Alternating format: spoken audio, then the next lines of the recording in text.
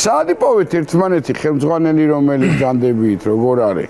განაწილებული გვაქვს ეგ როლი ისე თითო გამოყოფილად ვიღაცამ ხო თქვა რომ მოდი ხო არ გავაკეთოთ ეს ამბავი. იყო, კი ბატონო. ზურიკუნა ბაკურაძე მოგეხსენებათ, ქართული ხმების სოლისტი, რომელმაც ორგანიზება გაუწია ამ ამბავს, რა ჩვენ ქართული ხმების მესამე თაობა, რომელიც ბავშვები იყო და ამას ვაპარაკობთ დაახლოებით 15-18 წლის ამბავს, იქიდან მოყოლებული ერთად ვიყავით რა და მე უკვე ზურამ ანსამბლი უნისონი გააკეთა და ანსამბლი უნისონიდან ჩვენ კვარტეტი ცალკე კიდე ზურასთან ერთად დავიწყეთ. ზურა იყო მოკლედ ასე ვთქვათ ამის ფულის ჩამდგმელი. ერთი წელია რაც ჩვენით წელიწად ნახევარია რაც ჩვენით დავიწყეთ მიუხედავად ყველანაირი წინაპირობებისა, მაინც რომ რაღაცა ერთად ისევ ხომ არ გვემღერა, ისევ ხო არ მოვეფეროთ ერთმანეთს, ქართულ სიმღერას, იმიტომ რომ შიგნით რაც არის სიყვარული ამის ფაქტია რომ არსად არ ბიდის, ხო მithumetes უყალოდ და ზურიკონას ამბავიც არის ხა თავის და ამ ყველაფერმა ისევ გაგვაერთიანა და ამჯერად უფრო განსხვავებულად, უფრო დაღვინებულად და შესაბამისად განსხვავებული შემართებით უფრო რა. კი ბატონო, პროფესია? ეგ არის ძალიან მაგარი ამბავი, იმიტომ რომ ყველა ცალ-ცალკე სფეროში განსხვავებული პროფესია. ჭირდება სავარაუდოდ ბუღალტერი, რომელიც მე ვარ ბუღალტერი. კი ბატონო.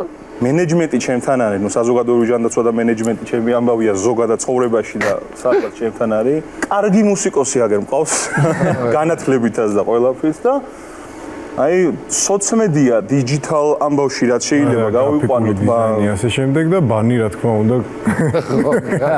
გრაფიკული დიზაინი და ბანი. სადღაც ბანი. კი, სადღაც შევთავაზეთ. ბიჭებო, აი რამდენად გაქვთ კონცერტები, მოიკიდეთ ფეხი რაღაც შემოთავაზებები თუ ეხლა იწყება ეს ყველა? აი, თორედ ამეტარი მე ვლაპარაკობ.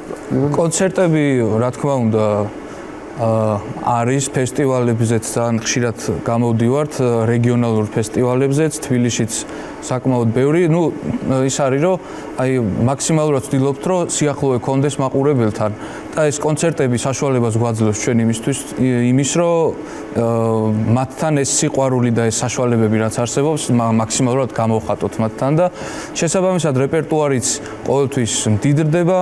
შესაბამისად სულ იმატებს რაღაცები და რა ვიცი მზადყოფნაში ვარ სულ მოკლედ რა. კარგი. ფულის რა ჯობია თუ სიმღერა? უღალტენთან ამაკითხო. ორივე ერთად. იღიდით.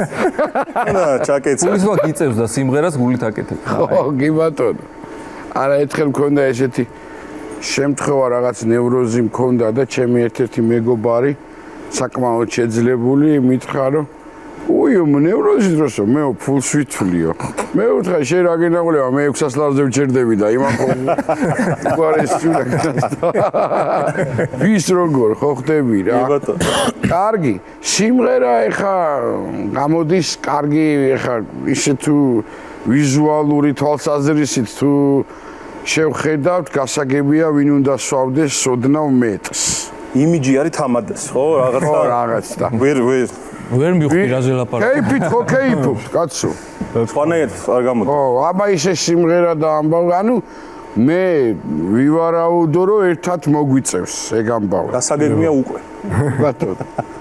კარგი, მოდი სანამ გადავალთ, ერთი კაი ამბავი არის კიდე ის მაყურებელს მინდა უთხრა რომ ისე კი არ მოვიდნენ რაღაც ჩვეულებრივი ამბავია. ორი სიმღერა შეგვისწრებენ და ორივე იქნება საპრემიერო ჩვენ გადაცემაში და მოდი დავიწყოთ ერთი სიმღერით, ხასიათზეც მოვალთ და მერე გადავიდეთ უკვე სიამოვნებით. ამბავ. სიამოვნებით. ხო.